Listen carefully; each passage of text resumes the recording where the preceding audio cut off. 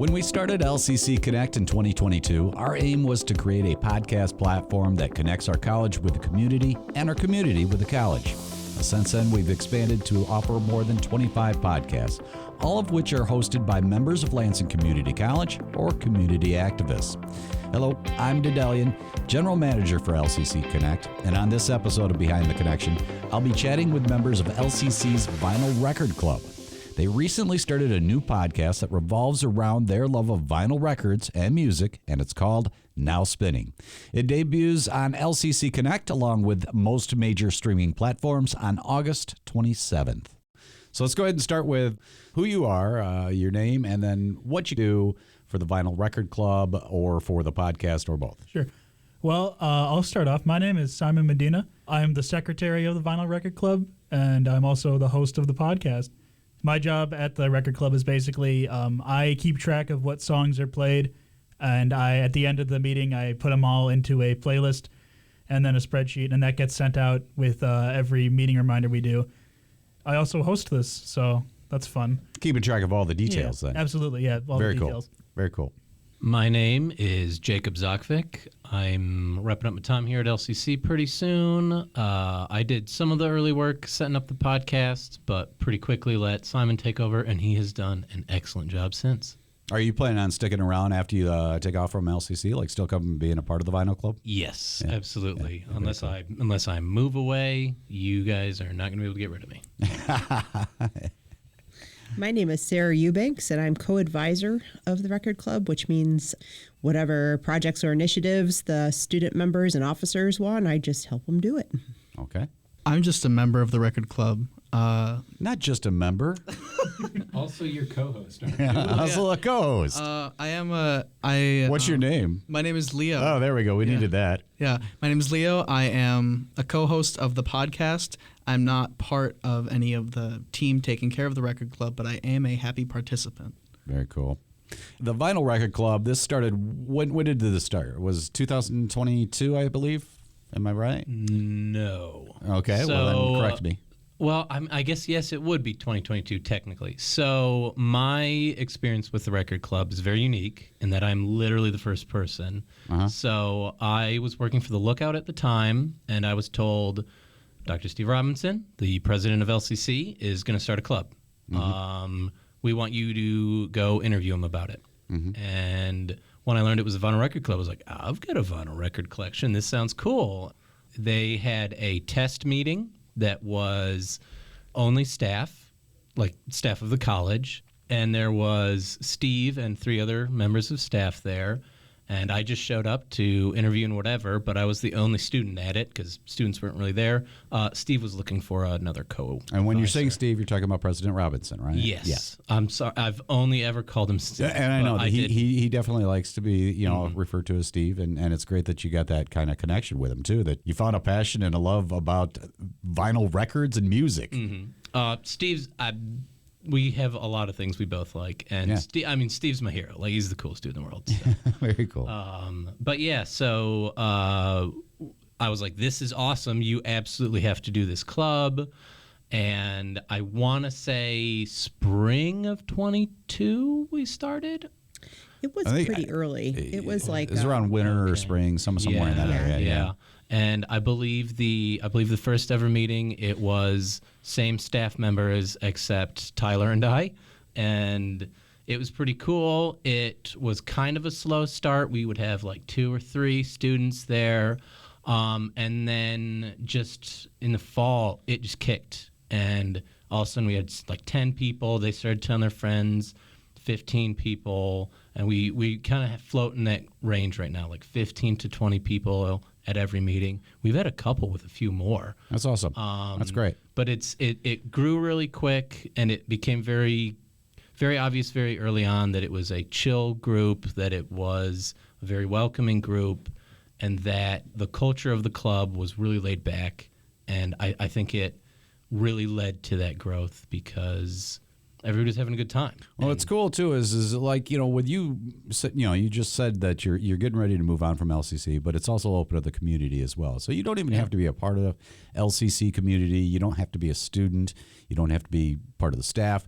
you can be a part of the community and be a part of this vinyl record company or club, right? Well, technically, to be a member, you must be a student or a staff member or, work at the college. But our meetings are open to everyone. So To attend. Yeah, to Right. attend. But, voting and all that, that's only student Sure. members. Well, that makes sense. Yeah. Yeah. So tell me a little bit about your role, Sarah, as far as the Vinyl Record Club goes. So my involvement in the club first started off as a student. I was a student here, and I was the first president of the club. But I love this club. I love student organizations. I feel like aside from the music and just sort of the sharing component of the club, the biggest thing that we focus on is community.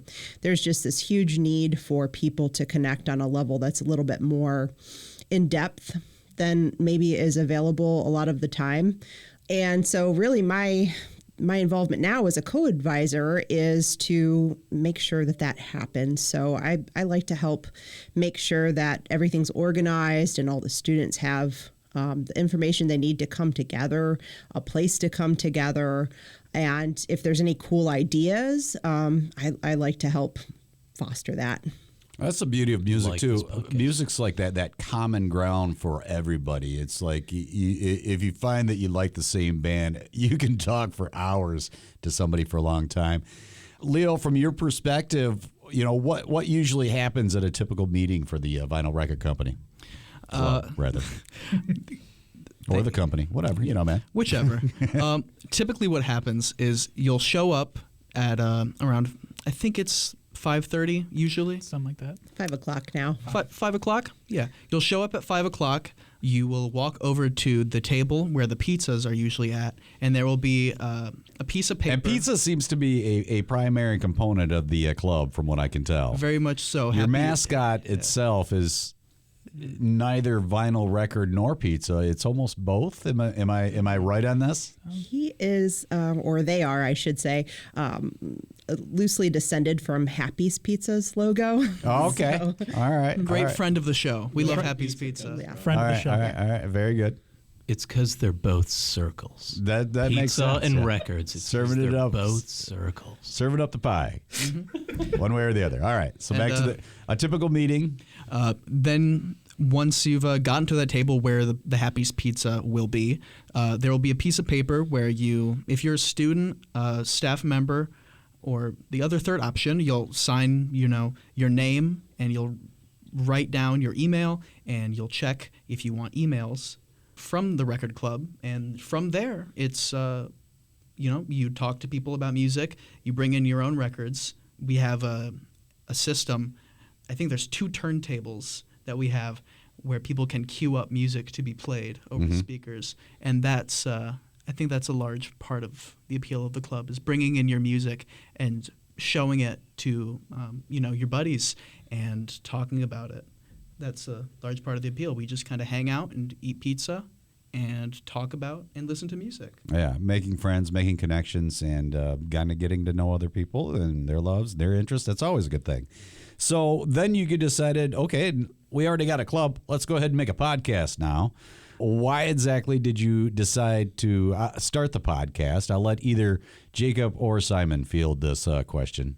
So I believe the podcast was originally Steve's idea. Okay. He had heard about the podcast Power Up Yep. competition. He was like, y'all should do this. And I was like, yeah, we probably could do that. And then he kept badgering me about it. And Badgering? a little bit.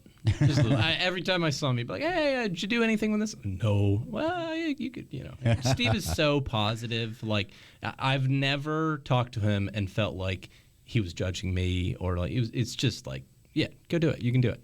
Yeah, and so we organized it a bit. Caleb, who has since graduated, helped me out a lot with that. But, yeah, like I said, Steve's idea, just kind of ran with it. We recorded a couple pilot episodes that have and will never see the light of day because they weren't that good. But they were fine. Like, we said good things. It sounded bad. And then I recorded a song, an intro and outro song, which sound really bad. just because I didn't really know what I was doing and didn't have good equipment. The cymbal sound on the song is me hitting a plate. But we will eventually re-record that. Eventually, big old air quotes on eventually. I realized at some point that I wasn't making the podcast happen. So Simon is just an outstandingly well-organized and enthusiastic person, and he's done extremely well with it so far. I'm sorry that you're so embarrassed. No, it's fine. But It's fine. I got to be real. Like you made it happen, and it's gone really, really well. But yeah, from just a simple Steve seeing this competition and going like, oh, you've got such cool subject matter. And he does. Like, there's a million programs out there of people talking about music. And it almost like when Caleb and I were working on the idea sheet, it was so easy because we're like, there's a million other programs like this. Yeah. And ours should be a little different. You know, we don't want it to be the same as everybody else's. But it was never really a question of like, how is this going to work? How is this going to happen? And I mean, like you guys have been very helpful through all of it. And it kind of came together relatively easily. Like I said, especially once we got Simon involved. Well, great. Really but as far as the theme song goes, I think you need to reframe the way you're saying that. I think you need to look at it as either I intended to give it a punk vibe or an indie rock vibe. Just take your pick there and just lean into it a little bit, and I think you're good. Do you know a punk band that instead of using a guitar, they put a capo on a bass guitar and play all the chords an octave up? I do. I believe his name is Jacob. Oh, all right. I'll take it. I'll take it. One way or the other, I think you did a great job with it. And I'm glad that Steve badgered you about it because I am a huge music fan, and so it was great to have you guys climb on board to do this. So I would also like to point out real quick, while I'm embarrassing people, Sarah also badgered me quite a bit. All right. And that was also really helpful because, like, kudos I'm as well. really bad at filling out forms. And at one point, Sarah just gave me a form already like half filled out, and I was like, "You actually just made this this podcast happen because I wouldn't have done it otherwise." Sarah, any commentary on that? No, that's an accurate description of what happened. That's accurate. All right, Simon. So now that we've kind of got the idea that the Vinyl Record Club is actually connected to Now Spinning, what can people expect from the show? What do you guys talk about? What are the different topics? What are the things happening? Well, usually our first recording, we usually do we take the playlist from the most recent meeting or a meeting before that if we find it interesting, and we kind of go song by song, and we share, our opinions on the music or maybe like facts we know about the artists or the albums behind them. And I think that's a really interesting way of going about it, since a lot of like those music shows, they have everything sort of planned out way ahead of time, and it adds to but this year we have, we don't know what we're going to be talking about till like the week before we talk about it. And I think that adds a lot of an interesting element to it.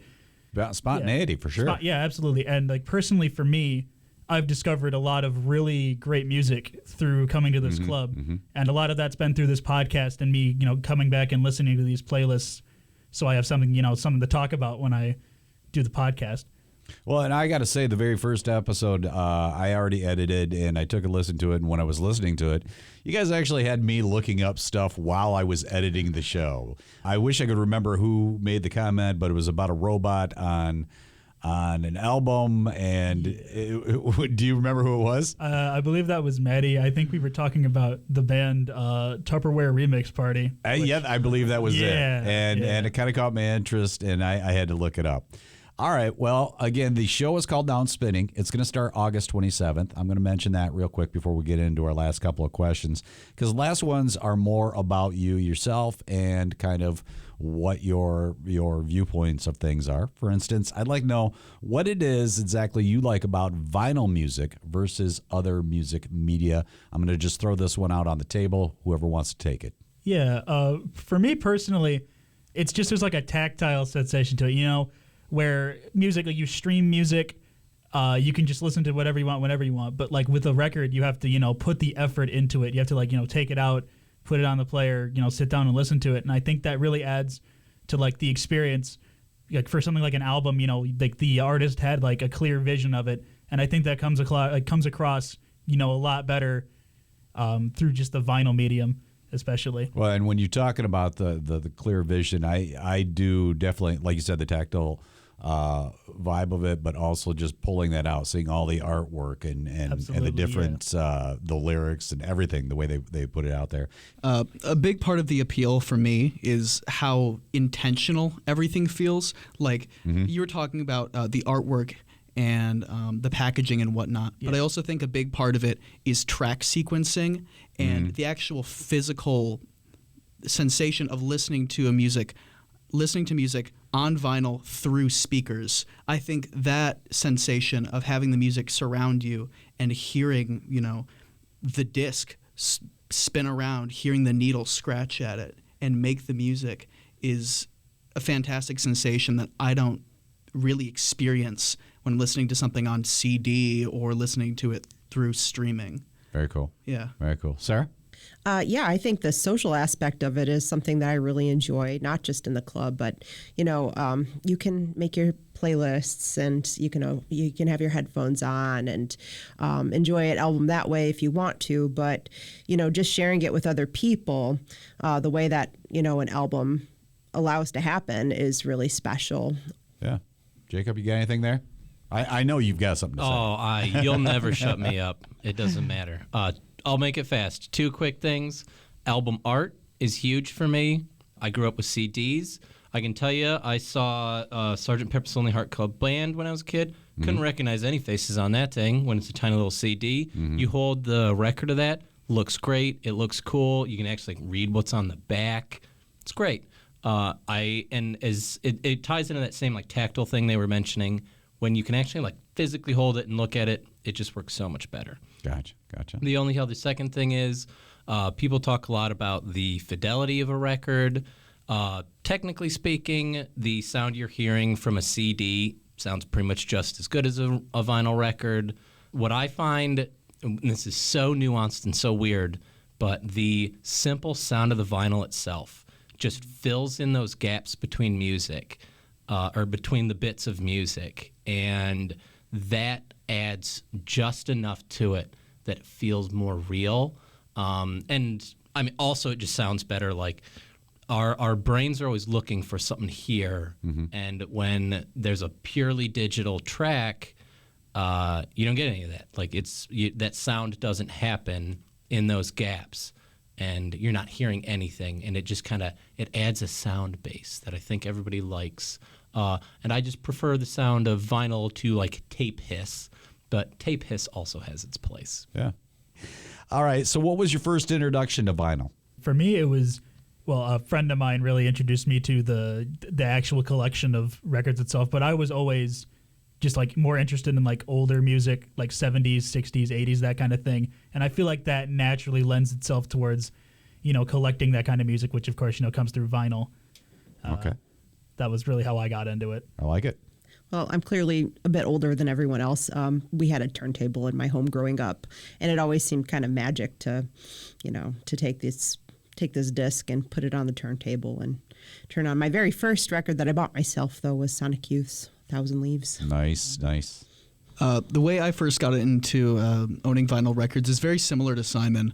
I just grew up on older music, more niche music, I guess. My mom raised me on freak folk from the 2000s, like Regina Spektor, Moldy Peaches, stuff like that. And I just got into it through that. I think I first bought Neutral Milk Hotels in the Airplane Over the Sea as my first record. And that was kind of my gateway into it.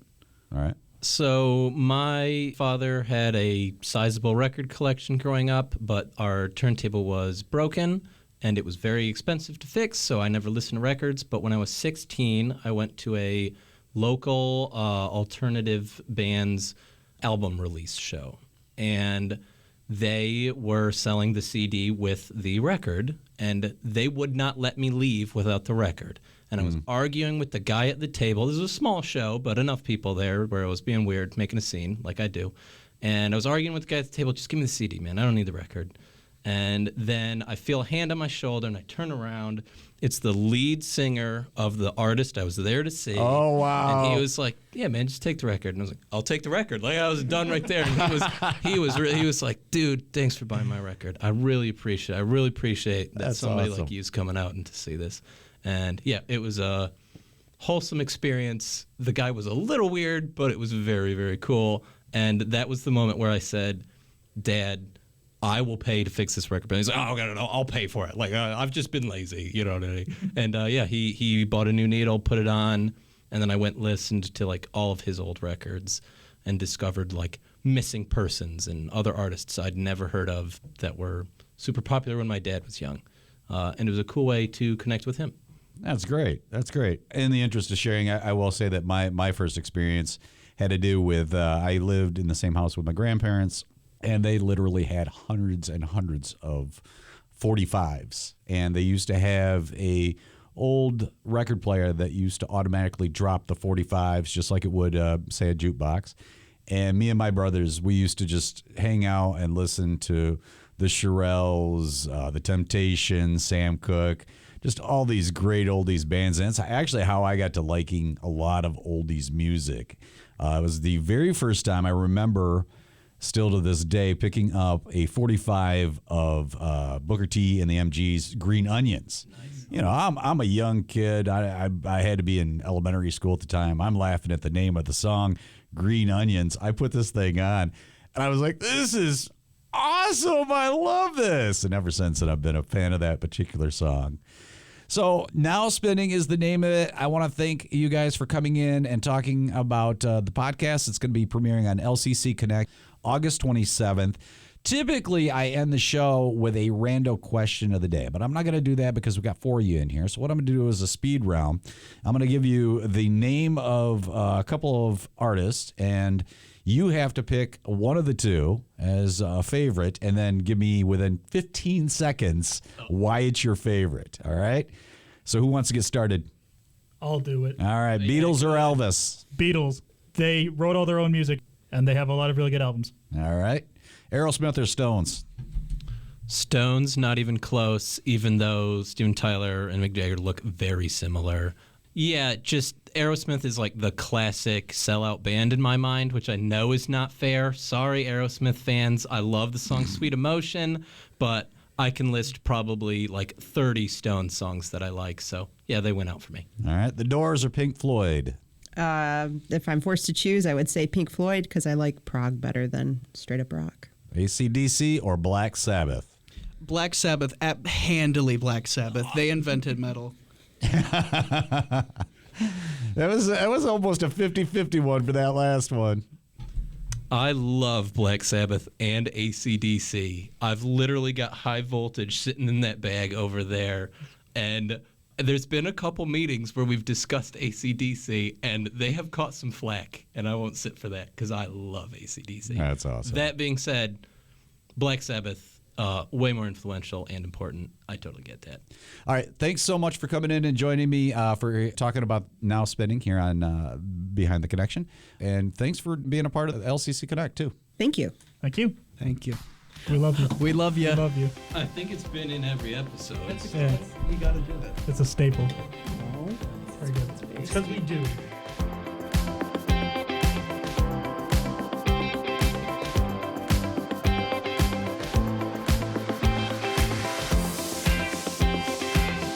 All right. Very last question. Pizza or tacos? Is this All at the is same time. pizza? Pizza. It was almost at the same time. I just figured you'd do it at the same time. Let me ask you again. Pizza or tacos? Pizza. There you go. This is LCC Connect. Voices, Vibes. vision.